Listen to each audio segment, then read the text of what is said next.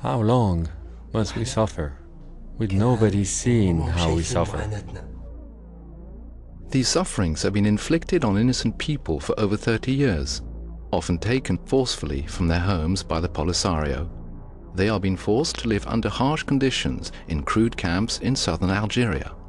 In addition to the harsh desert conditions, children as young as 9 or 10 years old are often separated from their parents for years and sent to places like Cuba or Libya for education and revolutionary political indoctrination. But this is not a historical film. What is described here has been going on for 30 years, and is all the more disturbing because it continues to this day. That day, I was with my father.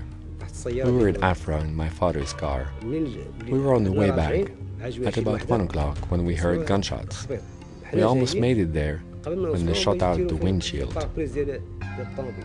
Then I saw the blood, and I did this. And I didn't know where my father went or where he was. I thought he died at first. And when I lifted up my head, someone put his Kalashnikov to my forehead.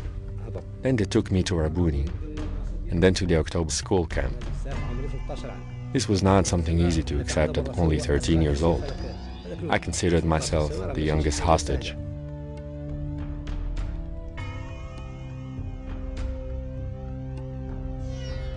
Not only were some people kidnapped from Morocco by the Polisario and taken to live in the camps, but also children from the camps in Algeria were sent off to Cuba, Libya, and other countries of the former Soviet bloc.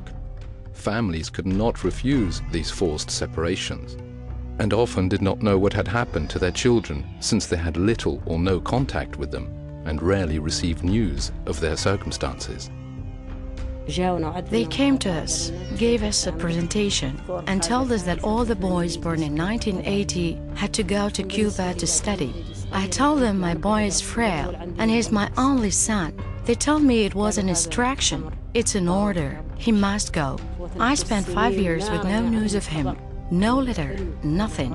We parents didn't even know whether our children were alive.